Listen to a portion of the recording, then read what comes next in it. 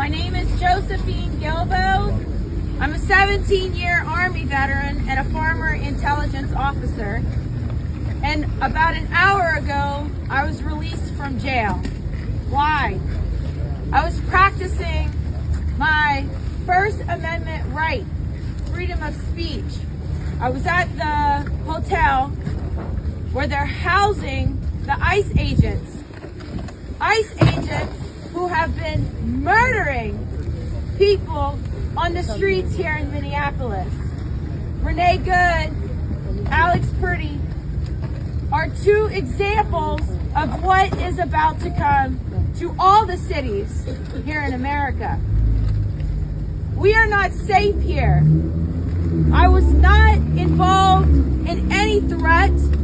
I was not involved in any violence towards the police departments who were gathered outside of the hotel. And it's important that you understand, this is not just ICE. This is a system that includes ICE, but also includes your local police departments. They were protecting ICE in that hotel the same way the police in DC protected war criminal Benjamin Netanyahu when he came to speak to Congress. This is a system and they are all involved. When I arrived at the noise demonstration last night, I went to be a reporter. I went to report on what was going on there. And after witnessing local police departments in collaboration with state troopers and game wardens using military tactics to flank against U.S. citizens, I went from being a reporter to being a protester, because I am not going to sit back quietly while they take over this country. This is not what I served for. This is not what I fought for. Freedom, liberty, and the pursuit of happiness is no longer here. It never was. This community is feeling it. And if you think it's not going to come to your community, you are wrong. They have just approved billions of dollars for ICE to escalate, to hire more people. It will not stop here. This is a pilot. This is a testing ground. As a U.S. citizen and a veteran, I was not safe. I was detained. I was arrested without charge. Under probable cause, I was not read my rights. There were no charges against me. If you think this cannot happen to you, you are wrong. It is time for the American people, no matter what political affiliation, to understand that the violation of our Constitution is real. It is happening. We are losing our rights, but we hold the power. We, the people, hold the power. We must unite. We don't have another choice but to unite across political affiliation. Find a common ground, because that is the only way we are going to combat the militarization of our country. What they have there, the militarization of these countries, you do not want that here, and it is here. Do not let it spread. Stand up. Fight back. Speak out. Stop letting fear stop you. Stop letting propaganda control your way of thinking. We, the people, hold the power, and we must use it. Thank you.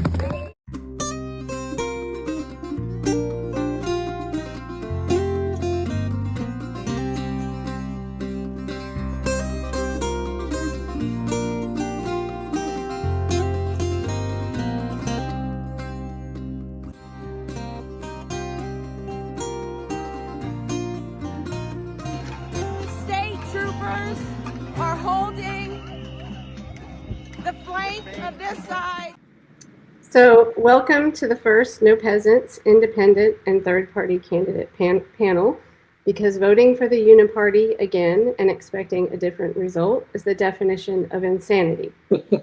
To quote Matt Ho, who couldn't be here tonight, but from his most recent Substack post, the Democrats' worthlessness as the opposition political party, has been demonstrated clearly this past year, and we shouldn't forget that Democratic policies, when in control of the White House and Congress of the last decades, built the infrastructure and hired the personnel the Trump administration is using to terrorize our communities. But before we get started, I want to remind everyone, if you can, please, if you're not on the panel, you're watching, go to nopeasants.org and check the box at the top of the page to pledge to vote for people who will actually represent you, not say they will and then represent special interests, a foreign government, or our own out-of-control government that is regularly violating the Constitution. And that did not just start with the Trump administration. We must dispel the myth that independent and third-party candidates can't win. It is a self-fulfilling prophecy because we know we have the numbers. See the recent Gallup polling, and it's all on the No Peasants website if you want to check it out, showing a plurality. 45% of all voters are independent. And for Gen Z, it's 56%. This was also evident in the 2024 election results with split ticket voting. We are certainly in for a huge battle on all fronts. We need independent media. We need the asses of the masses on the street, although that has become extremely dangerous, and we must be smart about it. And we need people running for office. Do not let anyone tell you electoral politics don't matter. And with that, I will hand the mic to my co-hosts, Michael Harbaugh and Sam Husseini, filling in for Matt, and also Phil Anderson. Feel better. I also have this awful cold, so excuse me. We'll see you both next time. Thank you, Kelly. I'll kick it off here. My name's Michael Harbaugh, independent candidate for Congress here in 2024 out of Dayton, Ohio. Everyday person, never run for Congress before. I'm a food truck owner, and one of the biggest things, part of my campaign was to show that everyday people can run for office. I think we really have to get that back. Experts, they've led us down this path. So my campaign was a very heavy grassroots campaign. Saw me going down to North Carolina to help the flood victims, up to East Palestine, Ohio for the toxic train derailment to kick it off. Tons of grassroots activism, protesting the genocide in Gaza, the only candidate in the race. I really wanted to do a on-the-ground, hands-on, activist-style campaign. I'm very happy with the work that I did in 2024. And I'm taking a break now in 2026, and we'll be running again in 2028. So that was a little bit about my campaign, but mainly I wanted to, focus on the candidates here. Kelly, do you want to kick it to the candidates or back to Sam? We'll go to Sam for a moment. Cool. All right, so that's a little intro for myself, and I'll kick it over to Sam. Thanks so much. I'm really happy to be part of this. Many congratulations to Kelly for pulling these together. I sat in on a couple of them, and I think it's a really important, vital idea and we want to, primarily focus on the candidates and the sheer guts that it takes to get out there, put yourself out there, take the slings and arrows, and try to assert something real that breaks out of the duopoly. One of my interests in being here, most people know me as an independent journalist and some nonprofit work, but a primary motive for me being here is my votepack.org project. And the idea behind that, we've had a lot of really great, I'm sort of sitting in for Matt Ho, incredibly qualified candidate. He ran for office a couple of years ago. When he resigned as a top official in the State Department in Afghanistan, made the front page of the Washington Post, incredibly poised and eloquent on so many issues. He got major media because they tried to prevent him from getting on the ballot. I remember hearing, relatively positive. I never heard of a Green Party candidate get such a positive report on NPR in my life. But he ended up with 1 or 2% or something. And I think that part of the problem, part of the obstacle that's so hard to overcome is this so-called spoiler effect. And that's what VotePack tries to overcome. It tries to do jujitsu on it instead of allowing people to say, oh, I can't vote for you because I don't want to help the other guy. I don't want to help the Republican or whatever.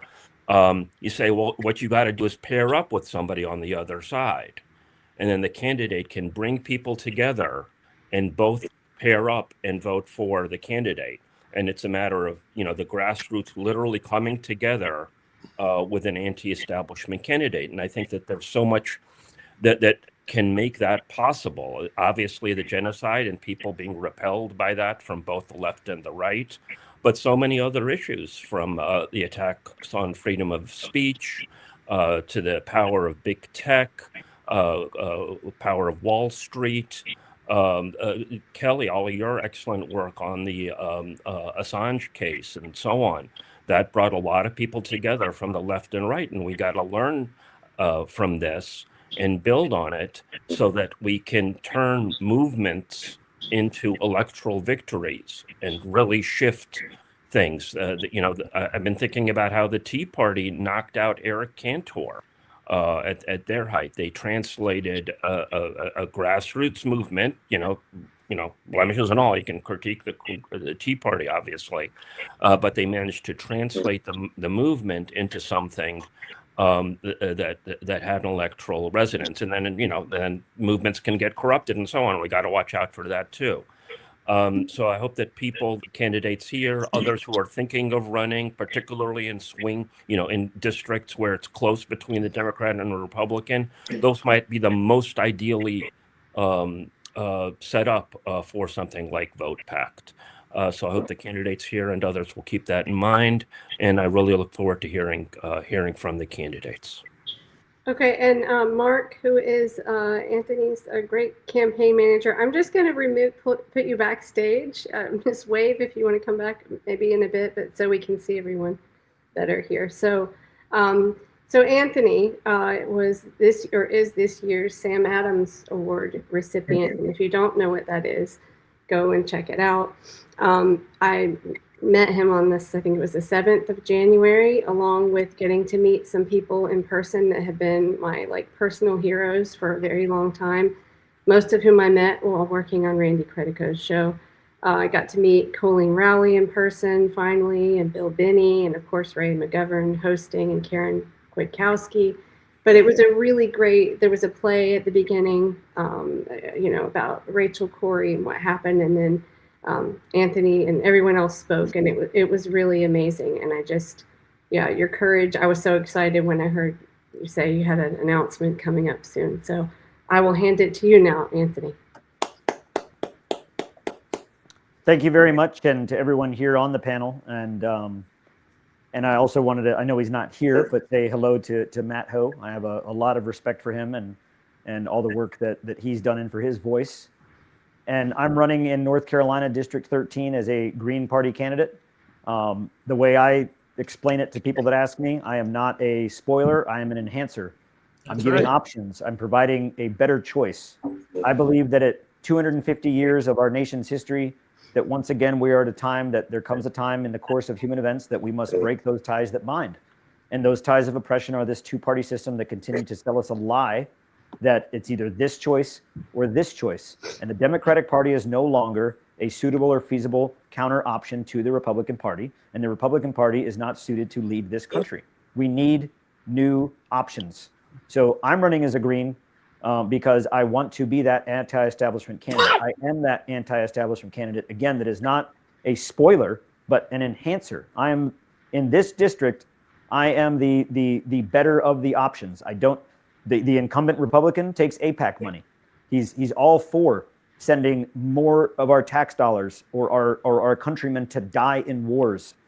The Democrat here is a weak candidate, and the Republican incumbent will likely win in the primary or come out of the primary ahead. And I'm hoping to have everyone not voting Republican or even those reporting Republican change and back me, because I'm running for the people of this district, not for a party, not for a president, not for the military industrial complex. I want to put Americans first. All Americans first, not just the elite, not just the special interest groups, all Americans first. And I will explain it that way throughout my campaign, that as running as a Green Party, we need to break that paradigm, that thinking that a third party, and especially in today's political environment, is a spoiler. That is not true. That is what they want you to believe. We are the enhancer. We are the solution. We are the savior of this broken system of nefarious politics of the two-party system. So that's why I'm running, and that's why I'm running as a Green. For my values and what I stand for, but two, I am not one that believes that the two-party system is what we must back, and that's the way it must be. History shows otherwise, and I've told this to others. I'll say it here. I'm probably preaching to the choir, but this Democratic Republican binary limited menu of options is not even how our country was founded.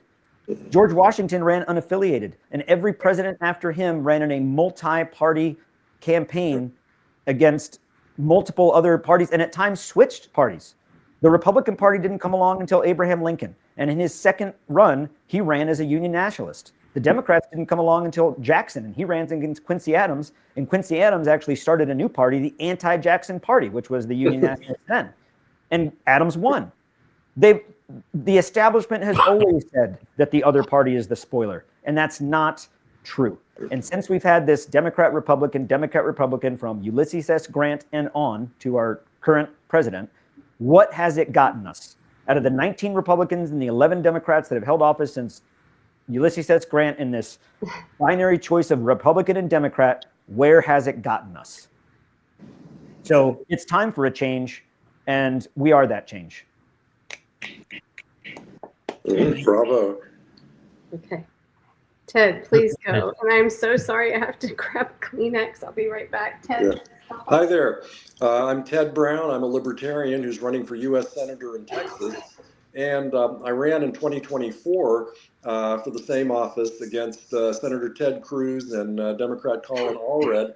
And I'm happy to say that I got a record number of votes for a Libertarian Senate candidate in Texas, 267,000 votes. So I think a lot of Texans were actually looking for an alternative to the corrupt duopoly. And they just had two candidates that were just total tools of the establishment then. And I campaigned then, and I'm campaigning now as the only candidate who's not beholden to any special interest groups or corrupt party leaders. I'm not going there to schmooze with lobbyists or raise money or anything like that. I'm going there to uphold the Constitution and to fight for individual rights and against the big guys that have been oppressing people for so long. And so I hope to do that again in the 2026 election. I don't know who my opponents are going to be yet. Senator John Cornyn is the incumbent, but he could be defeated for the nomination. There's two strong Democrats running. Democrats haven't elected anyone to any statewide office in Texas since 1994, if you can believe that. It's one of the longest dry spells of any party in any state, as far as I know. So the Republicans are pretty well organized in Texas and keep voter turnout down. And they do whatever they can to stop people from voting, it seems. And so they're certainly going to do more of that this time. But the issues are so important. Some of them are the same as they were last time, but there's the issues that are coming up this time are because of the Trump administration, this massive ICE enforcement operation. As a libertarian, I'm opposed to ICE. We've wanted to abolish ICE and its previous named agency since the 70s even. We've been against these guys forever because we want it to be very easy to immigrate here legally. And that's certainly not what we've got now. It's like some sort of just Byzantine or Kafkaesque process of trying to immigrate here legally. And that needs to change. We need an Ellis Island style immigration system. And of course, what Trump's doing and his people are doing just the exact opposite. They're trying to scare and intimidate anybody from coming here. And they're trying to throw out people that have every right to be here. They're legal. A lot of them are perfectly legal. So it's just terror in the streets trying to damage these lives of these people who have just come here to find a better life. So it's a major issue for me. Foreign policy is a big deal.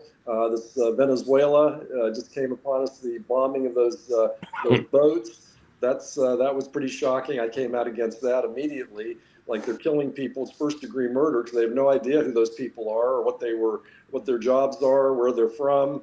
what cargo they're carrying. It's just absolute murder. And then to invade a country and seize their president. I mean, how would we like it if somebody did that to us? I mean, well, I mean, a lot of people would like it if somebody came in and seized Trump, but we still don't really want any foreign government coming in and seizing our president. That would be a terrible precedent to do something like that. But it was an act of war. We had no right to do that. We were blockading their shores, stealing their oil.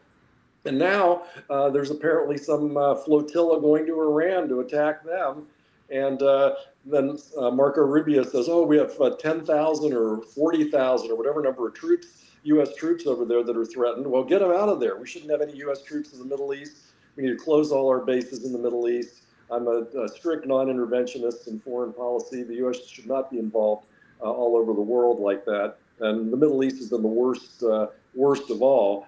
It just so happened that Venezuela popped up there, but usually Middle East is the place to oppose all this U.S. intervention. So I'm certainly going to be fighting on those issues this year. Ending the war on drugs, especially cannabis, is very important. One of the areas where I agree with the ones we've mentioned so far are in agreement with the Green Party. And I did get a lot of Green support in Texas in 2024 on some of these issues that we have agreement on. And there's also fiscal issues where, I do believe that the $38 trillion national debt is not sustainable. And we do need to cut a lot out of the budget, including the Pentagon, which really needs it, which is one of the biggest points of spending. But we definitely need to look at that. And these spending bills that are being passed right now are ridiculous. Obviously, ICE funding is one of the most important one to all of us about not funding ICE, but they're going to fund ICE. Of course, they're going to fund ICE. They fund everything, and all of these bills that are currently to keep the government open are just terrible. So just way overspending and too much government involvement in our lives. So that's where I am in this campaign. Well, thank you, Ted. All right, Jose, you have the floor. Yeah, hi. So my name is Jose Vega, and I'm running for Congress in the 15th Congressional District. Woohoo! My second time running. The first time I ran in 2024, I ran strictly as an independent candidate. Mr. Harbaugh came out. He petitioned for me. It was a great time. I was younger. I'm 27 now. I was 25 when I first ran. Big bushy afro.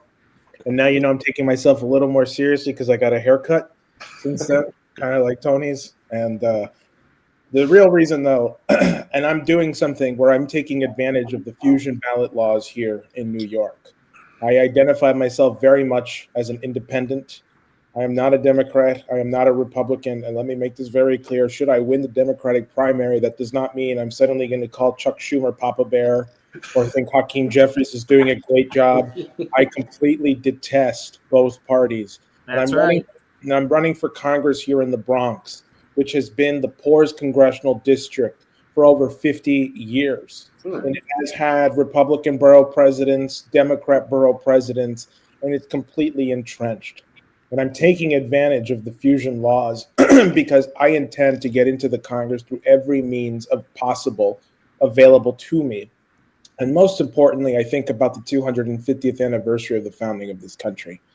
And I think specifically to the Declaration of Independence.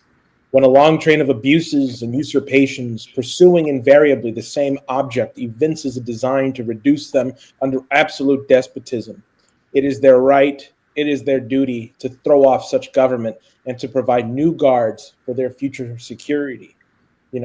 I believe that. I genuinely do. And I take into heart what Dr. King said in his Beyond Vietnam speech in the beginning when he was talking about why the Southern Christian Leadership Conference was created.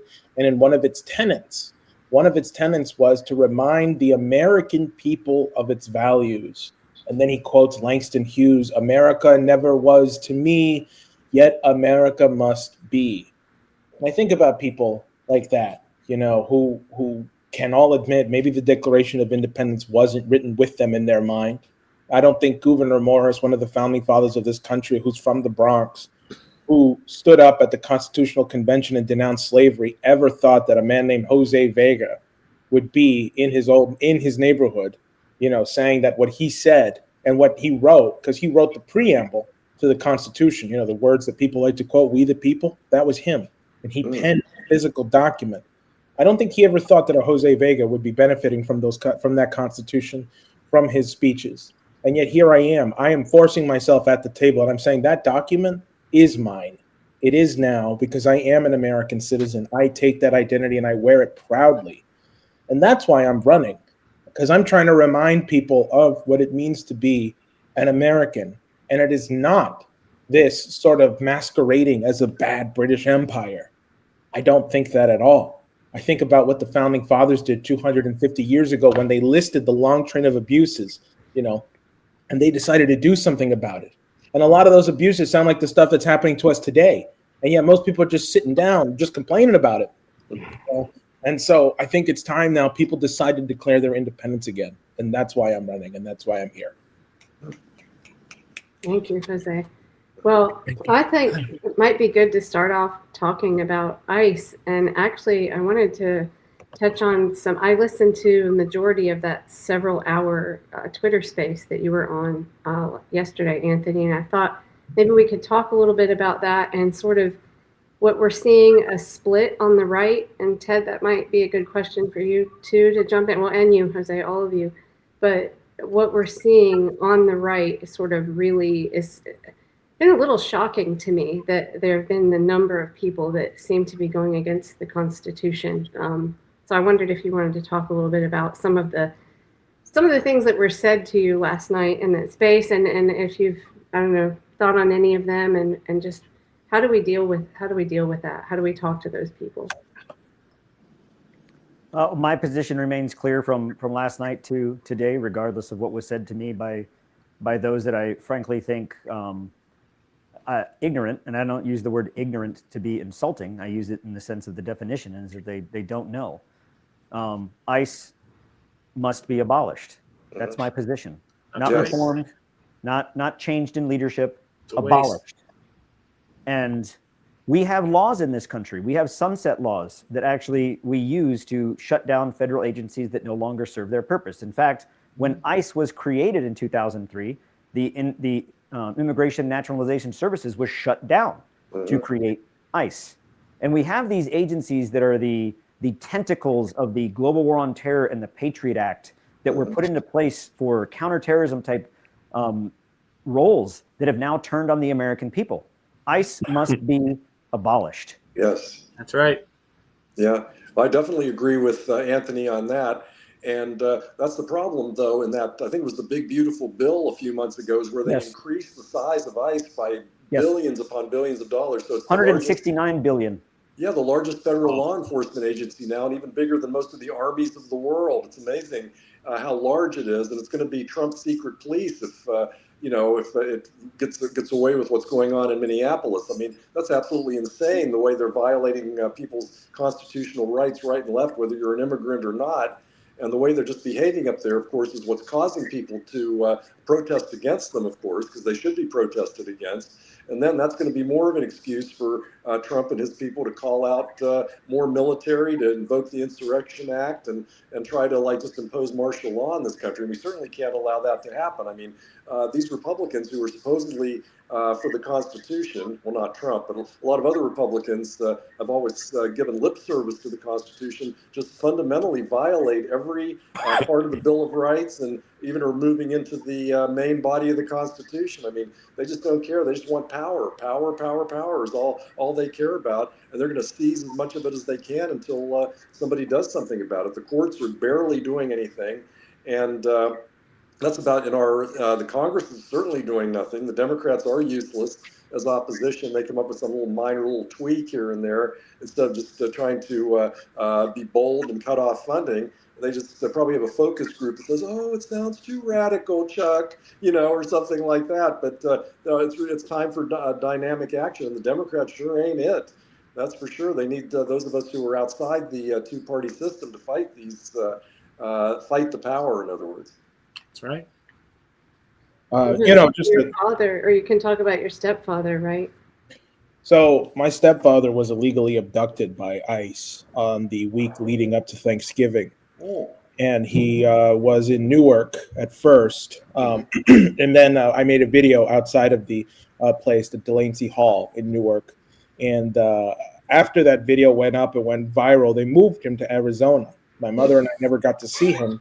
And the reason is because if you try to visit somebody who's in an ICE facility, they give you odd hours, and only on certain days are you allowed to actually visit the inmate, and it's all dependent on their last name. So when we got there, we were told actually you can't see him until Sunday at 9 a.m. to a certain time, and you have to come back, basically. And so it was like, okay, we visited him on a Tuesday. We said we're going to come back Thanksgiving Day because they were opening it up for anybody. But before Thanksgiving Day came, they flew him first to Arizona, and then they moved him to El Paso, Texas, where he currently resides now. And he's been there since that day. And so since that day, and he signed a self-deportation order in December because he just couldn't take it anymore. They were abusing him. They were treating him like an animal. They were giving him the phone at odd hours, and yet he was still.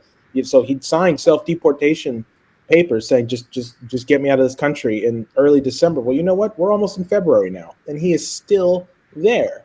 Wow. When I look at ICE, and I understand that this is the reality for thousands of families across the country, right? And it's a difficult thing because, like, I try my best not to be a so-called single issue candidate, but how can I not be when I see ISIS shooting innocent Americans in the streets, Right. Or what they're doing, of course, to my stepfather, which I believe might be retribution for the fact that I'm out here loud spoken and I refuse to, I refuse to shut my mouth. So I think that's part of the reason why he's still there. But I look at ICE as an extension, because it was birthed out of the Patriot Act. It was birthed out of post 9/11 America, right? It was always supposed to be spread out and used against the American people. It was supposed to be a secret police state. Obama, for example, was one of the people that we used to call the deporter in chief. Yeah. I remember when my biological father was still with my mother, they owned a home together, and ICE would come knocking, and my dad would tell them, no, you have to come back with a warrant. I'm not letting you upstairs, because there were people who were undocumented upstairs. And he said, you don't have the right to come here. And I remember being like 6, 7, 8 years old, and my dad, just turning them away. And so, I do share Tony's, of course, abolish ICE, but you can't stop there. You have to look at the entire apparatus, the Patriot Act, DHS, which was also committed for counterterrorism, which a lot of our counterterrorism techniques, like for example, I was on a show earlier, just before this, where one of the hosts was talking about the fact that some border patrol sections work with Israeli units on counterterrorism, because apparently the Israelis are the best in the world. Oh man. And just to kind of put the cap on this, I'm a big believer that what we do out there will come back here. It's what's called the imperial boomerang. A lot of term has been thrown around a lot, and we're seeing it happen right now too. And that's why I've always referred to the Bronx, by the way, as Gaza West. What they're doing over there, they've been doing over here for a very long time. So yes, I'm very much in line with you, Tony, but I also believe we can't end there. We have to dismantle the entire surveillance state, and we ultimately have to replace it as well. I'm glad I'm also an advocate to dismantle the entire Patriot Act, all surveillance activities, all funding for surveillance activities against the United States. It is an act that, when put in, was always destined and designed to turn on the American people. And it should be, we should go through and cut the Patriot Act for every dime it has, and abolish ICE and abolish the DHS, and go back to having immigration that welcomes immigrants to our land and has responsible pathways to immigration, not traps. Yeah, absolutely. Yeah. Absolutely. Well, the surveillance state, I'm so glad you brought that up, because it is one of the things also on the candidate pledge. And I think I brought this up with you, Anthony, after the Sam Adams Award, because Bill Binney was there, and I interviewed him not too long ago. And I was like, when DHS or other agencies come and they talk about all this really, really technical stuff, the NSA Cyber Command is doing, and you see a lot of Congress, I mean, it's almost comical, except it's not funny, but they're like, oh, my 10-year-old helps me with my phone. Like, they don't know, except with the exception of Thomas Massey. So I think that's just not acceptable. And you don't have to be a cybersecurity expert But I think that anyone running for office has a bit of a responsibility to at least say to people that are going to vote for them, if I don't understand what's being, if DHS or whoever comes and says all this stuff in a committee, a hearing, I need to understand what that really means. So yeah, I think that we're so far gone in that area because this stuff has been put in place for the last, well, I don't know, 20 years or something. So we're way behind on that, and we're seeing, the gray zones written about it. A lot of people have that, the drones, all the surveillance that's already there. If they're going to shoot people in the street, I think I saw just the other day, there was something where they're wearing the glasses, the smart glasses, yeah. Recording. Did you see that in Minneapolis? Yeah, that's they're wearing them. That's been put into the fielded budget. So when agencies such as this deploy to the field, you have a statutory appropriations budget that funds them, but then you also have an operations budget, and they are burning through that operations budget like fire. I mean, and that more money is going to have to come somewhere. And when you look at now, imagine an ICE deployment of 50 ICE agents to Minneapolis, and when they get there, no hotel will allow them in, and the only hotel that will allow them bumps the price for them to stay there to $200 a night because they don't want them to stay there. Well, that operational budget just went up. You see they're breaking out new toys almost every day, new types of pepper spray, new types of riot gear, new types of equipment, now the Meta glasses. All that comes out of an operations budget that was not forecasted, and it's coming from us. We're paying for it. And let's be clear, the Democrats funded that too. And That's I'm right. very glad That's to hear some Gen Z people, they seem to be pretty clued into that. They understand. yeah. It Yes, was The they are. Democrats will never cut anything. They'll never cut any government agency. They just want bigger and bigger government, even if it's some bad part of government. I mean, obviously, puppies and kittens is one thing, but these horrible violations of our rights is something else. And some of these surveillance techniques, like a scene from RoboCop or something, where the robotic cop focuses on somebody, and then it does the face recognition technology and all the person's name and criminal record, and in fact he's wanted, and and for regular people like us who aren't even wanted, they'll say, oh, this is an enemy of the state or whatever, and they'll start trying to take us in because they'll know who everybody is and where everybody is going to be. And is there any way to turn any of this back, really? I mean, how can we cut this off? It's really, really scary, actually, about what we're facing with the government surveillance and what they can do to us. Well, I think that one of the biggest controls that we need to have is that, obviously the promulgation and the advancement of technology is going to continue. That's the world that we're in. It's a matter of how you use it in the intent. I'll give you an example. Utilizing drones and different analytics software to understand crops or global warming, or to understand how to reduce erosion. Great tools. Yeah. Great tools. So drones aren't bad. When the government uses them against their people to surveil them, and they're immune to any laws or restrictions, and when the American people say, well, we want oversight of that, we want to know what you're doing, and they say no, that's the problem. Yes. The technology will continue, and we should not just turn a back to the technology. We should turn it back to those that don't want accountability, who think, for example, hey, can we see the video of the boat bombing? No. Well, you said there was nothing to see. You said there was nothing bad. So let us see it. Well, no, you don't need to see it. Okay, so you're hiding something. Yeah. No, you just don't need to see it. Okay, so then I want to see it. No.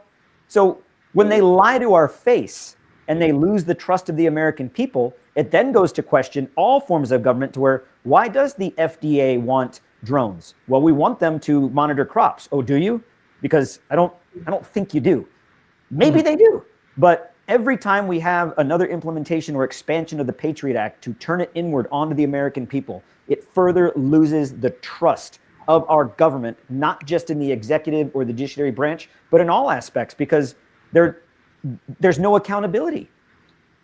Right. This is even done locally, where local governments are using drones. There were some cases where they're flying over people's property. Yes. And then sending them a notice saying, hey, is this shed without a permit, or is this deck without a permit, or something like that? Or are you growing marijuana? That sort of thing. Or the lavender program, it was used in Gaza. Isn't that what it was called? I think that was related to Palantir, I believe. So here's the piece, and Jose had mentioned this, and Jose and I share this. thought in terms of the imperial boomerang, in that everything that I witnessed in Gaza, inside of Gaza, with the use of, the forced displacement, this almost the same as this voluntary, you're voluntarily deporting yourself. So if I'm in Khan Yunis and they're bombing me every day, and I have no food and no water, and the GHF comes in and opens a distribution site for food 8 miles away, I'm not forced to go there. The IDF come and say, you can go. Well, I don't want to go, because as soon as I do, you're going to blow up my house. Well, then I guess you're just going to starve. So you literally see these families making a decision up to the point of dying, to where in some cases, families making that journey from Khan Yunis down south, carrying their children that died on the way of starvation, because they were at the point of, what decision do I make? And without question, without fail, every one of those families that left their homes to go to a distribution site to get food, their home was destroyed. Forced this voluntary displacement, to where they're then forced to do it against their will, but willfully, take everything they have, destroy their lives, surveil them as they're doing it, and then once they get there, collect all the biometric data on them so you control that entire population. How is that not exactly what ICE is doing? It seems that way, but I mean, what they're doing over in Gaza is just shocking. And here, our tax dollars are paying for this. Well, that's a whole other aspect of what our tax dollars are paying for. Yes. But then to hear that the same people that are doing that over there are training our ICE agents, that was pretty shocking. And joining the vast majority of the contractors that I worked with, Israel specifically targeted and hired the Infidels Motorcycle Club, because this is a club of veterans who have an Islamophobic view of the world, who think that all Muslims should be wiped off the earth. So Israel specifically hired this group. Now, there are those same members of the Infidels Motorcycle Club that were with GHF doing the atrocities that we witnessed, that are now in ICE. It's terrible. I really do wish Matt was here for this part. Before we've got 10 minutes. There are two things that I wanted to bring up, and one of them is about our elections, election security and integrity. It's another thing that I've worked on for many years, and it tends to be an issue that is very partisan when it shouldn't be, because we had the Stop the Steal thing, and after 2020, prior to that, it was all mostly Democrats that fought for election integrity, and it keeps flopping back and forth. But what we do know for sure is that third party and independent candidates really face a lot of hurdles. And Matt, I'm sure Anthony and everybody here probably knows about Matt's story. And that actually involved, every time I hear someone quote Democracy, Democracy Docket, which is Mark Elias's media outlet, I just cringe, and I have to tell this story again, over and over again. It was Mark Elias that interfered and put this big voter suppression and intimidation campaign, sending people out to people's houses to tell them, don't you want to take your name off the petition to have the Green Party on the ballot? So we really have to get ahead of things, I think, as third party and independent candidates. And you're not being a conspiracy theorist to say, I want transparency. And let's see, I think I have the graphic of it. I'd love if everyone can go look this up if you haven't heard about it. So I think it was the 14th of January. There was a Supreme Court ruling, and this is actually really huge for for any candidates, but the uniparty candidates are typically not going to challenge anything with the elections. But this particular case, because of the ruling, gives standing to candidates to be able to raise issues and problems with voting rules and stuff before an election. And that is a really big deal. So I don't want to dive into too much about that right now, but it's something that I just want all third party and independent candidates to be aware of, because you all experience some kind of suppression and really difficult times dealing with that. So I think it's good to know, what voting machines you have, and Matt Ho's story is really a victory, and he fought back and won. And I have another friend who's an election activist. She's a Democrat, but she fought against a very corrupt board director at the Wake County Board of Elections, and he retired early because of her actions. So we can have small victories like that, and I think that's something we really have to get ahead of. So I wondered if anybody wants to chime in about that. Is your campaign? Do you have anybody on your campaign that might be interested in sort of focusing on that issue? Because I would love to add some to the website. Maybe about specifics about your district or anything like that. If I can piggyback on that, Kelly, just general strategy. Again, I'm going to go back to my initial point. Bless you, Kelly. I feel really responsible because Kelly dropped by visiting me, and I think I gave her the cold that she's got. So I'm feeling really guilty about this. Lots of great ideas. I'm hearing lots of great ideas, and I'm utterly convinced that each and every one of these candidates is, head and shoulders above, genocidal candidate blue and genocidal candidate red. Okay, but what I think our task is to figure out what the strategies are to get there. And Kelly points to some of the hurdles. I don't know if I put out my vote hack proposal, obviously, that I hope people will look at. Can people get to getting on stage with a debate? What strategies can we acquire? I learned, I mentioned this very briefly at the beginning, but I want to make it part of the record here. I'm in Maryland, and I heard about, you can't in Maryland, the same person can't run in the general and in the primary and then in the general. So what a couple of people did was somebody ran in the general for a local campaign, and then their campaign manager, they ran in the primary, and then the campaign manager ran in the general. So they kind of had a two-stage campaign. So we got to think of these strategies to translate the hunger that the American people feel for real change to not go in this pendulum, this guillotine pendulum that we've been living through for all of these decades. I mean, all these things about, you got to start your independence. I've been hearing them at least as far back as, 2000 from Ralph Nader, if not before. How do we make them real? What strategies can we employ? Tony, you're a military guy. You know how to operationalize stuff from the idea to making it real. And I think we need that energy. Well, I think we need psychologists practically, because here you have people who all say in all the polls, no, we aren't satisfied with these two major parties, these two establishment parties. And then when there is an alternative, they say, nah, I can't vote for him, not going to win. Because they're stuck in fear. They're stuck in fear to their lesser evil, right? And we can talk about how ICE, to do it in solidarity with Gaza. But what the Democratic Party is trying to do is to say it's a reason for you to stay on our reservation, to continue to be served, because look at how bad Trump is. At least we weren't gunning you down on the streets, right? Right. They set up how do we overcome that? Yeah, when we're talking about president, though, is one thing. If president or governor, I can see how people might say, wow, I'm kind of worried about who's holding those particular offices. But what about for the Texas state legislature? The person's like one of 150 representatives. How are they going to harm the state, even if they do something crazy? Give somebody a chance. Give a green a chance. Give a libertarian a chance. Even in these larger bodies where we can actually show the public that we can perform and we're not nuts, and that we can actually legislate and help people. But unless we get there to show them that, we're not going to get there. It's kind of circular, as you know. I think we should expand to the state office, the state candidates as well.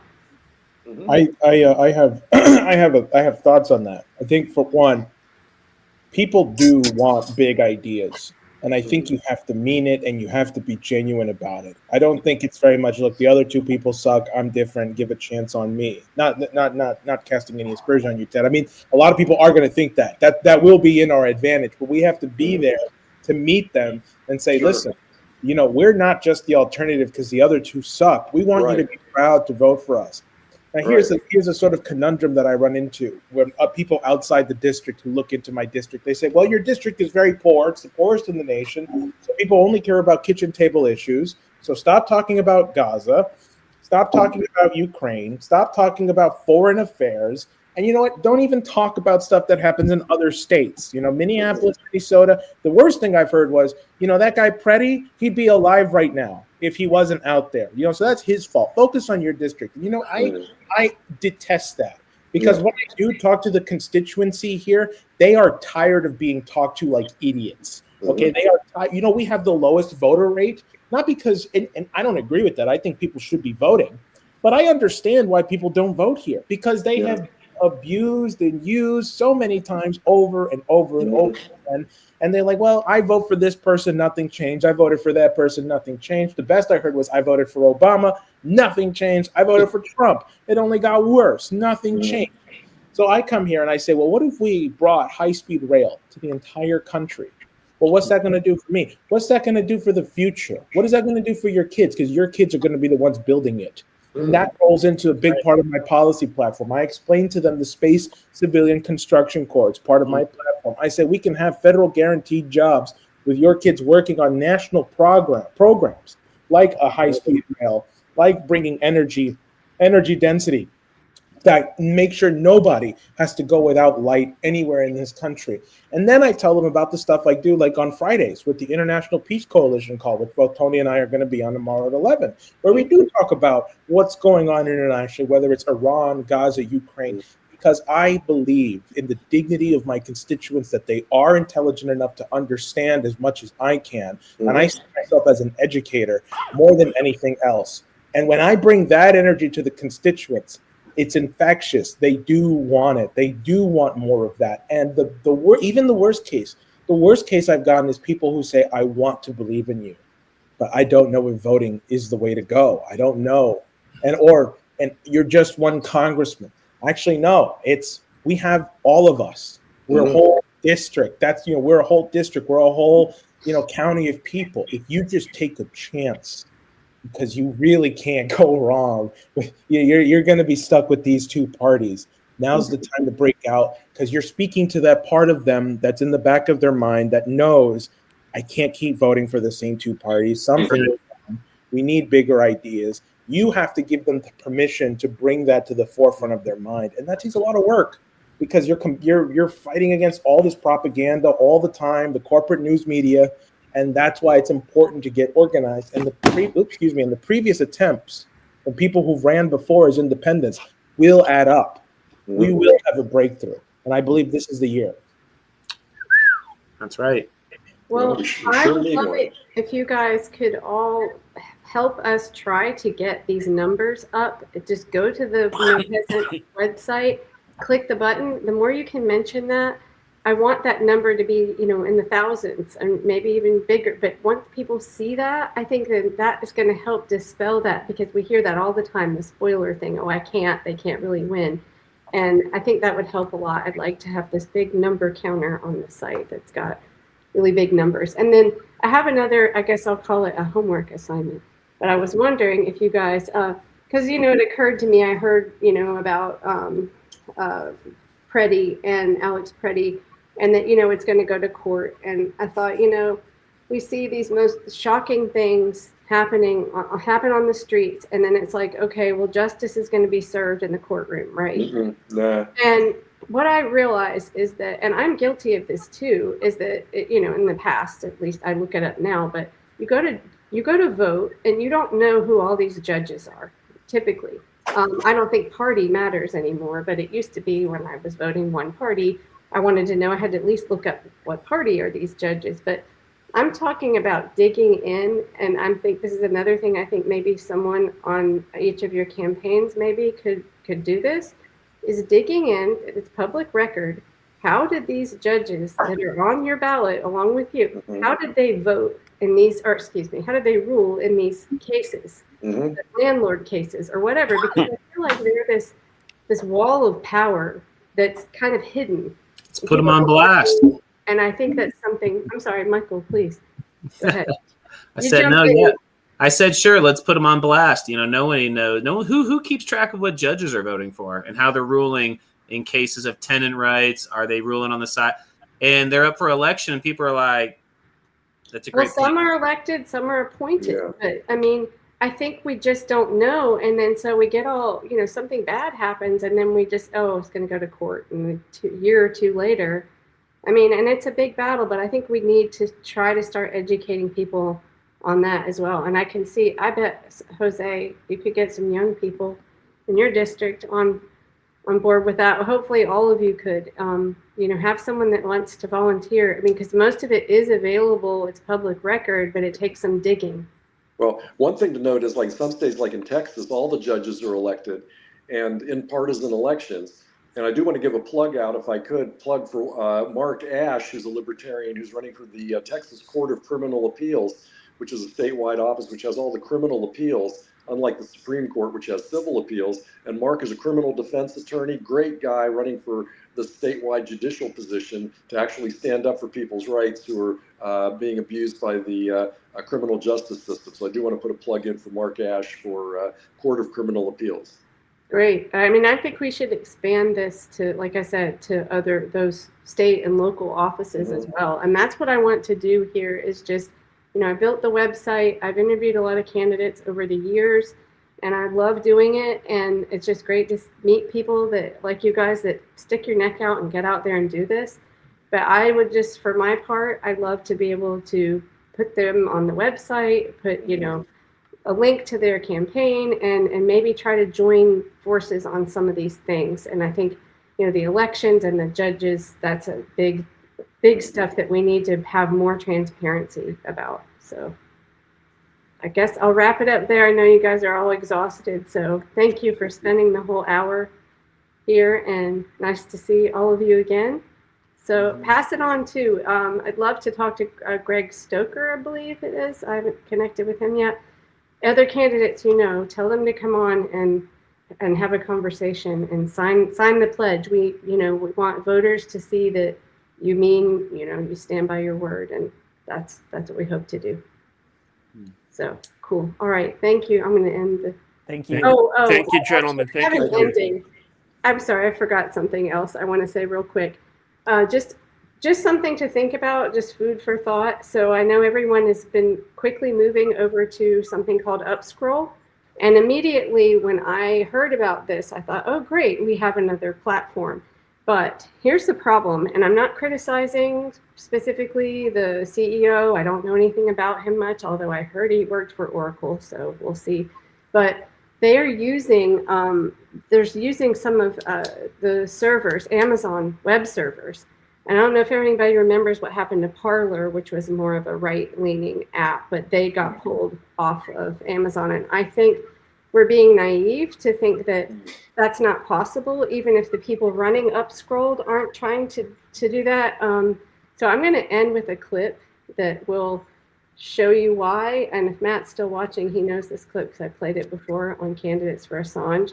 But I want everyone to consider it, that I think it's possibly a surveillance tool, kind of like Twitter was or is. And I just think we should keep that in mind when there are efforts to label people domestic terrorists. I mean, we've had police in Miami showing up at someone's door because of a Facebook post. So it's just something to keep in mind. And I think we should push on Upscroll to give us answers about this. Are you going to have servers that the FBI and US Intel doesn't have a backdoor to? So here's the clip at the end, and this is Pavel Durov talking to Tucker Carlson. Attention from the FBI, the security agencies, wherever we came to the US. To give you an example, last time I was in the US, I brought an engineer that is working for Telegram, and there was an attempt to secretly hire my engineer behind my back by cybersecurity officers or agents, wherever they are called. The US government tried to hire your engineer? That's my understanding. That's what he told me. To write code for them or to break into Telegram? They were curious to learn which open source libraries are integrated to the Telegram's app on the client side, and they were trying to persuade him to use certain open source tools that he would then integrate into the Telegram's code that, in my understanding, would serve as backdoors. Would allow the U.S. government to spy on people who use Telegram. The U.S. government, or maybe any other government, because a backdoor is a backdoor regardless of who is using it. You're confident that happened? Yes. There is no reason for my engineer to make up the stories. Also because I personally experienced similar pressure in the US. Whenever I would go to the US, I would have two FBI agents greeting me at the airport, asking questions. One time I was having my breakfast at like 9 a.m. and the FBI showed up at my house that I was renting. And that was quite surprising. And I thought, we're getting too much attention here. It's probably not the best environment to run. Why would had you committed a crime? No, they were interested to learn more about Telegram. They knew I, left Russia. They knew what we were doing, but they wanted details. And my understanding is that they wanted to establish a relationship to, in a way, control Telegram better. I understand they were doing their job. It's just that for us running a privacy-focused social media platform, that probably wasn't the best environment to be. Telegram is a large platform. We are popular in many, many countries. And we've been receiving a lot of requests, demands. Some of them were legitimate. Right? If there was a group of people who was promoting violence, there was some terrorist activity that was, spreading violence in some parts of the world, publicly posting things that any decent human being would disallow or wouldn't want to be posted. We would help them. But in some other cases where we thought it would be crossing the line, it wouldn't be in line with our values of freedom of speech and protecting people's private correspondence, we would ignore those. Can you give us an example of a request that you thought crossed into censorship and spying, violating people's privacy? After the events of January the 6th, we received a letter from, I believe, congressmen of the Democratic side. And they requested that we would share all the data we had in relation to what they called this uprising. And we checked it with our lawyers, and they said, you better ignore it. But the letter seemed very serious, and the letter said, if you fail to comply with this request, you will be in violation with the US Constitution. They wanted the data of people who were demonstrating in Washington or wherever they were doing. 2 weeks after that letter, we got another letter, a new letter, from the Republican side of the Congress. And there we read that if we give out any data according to the previous request, we would be in violation of the US Constitution. So we got 2 letters that said, whatever we do, we'd be violating the US Constitution.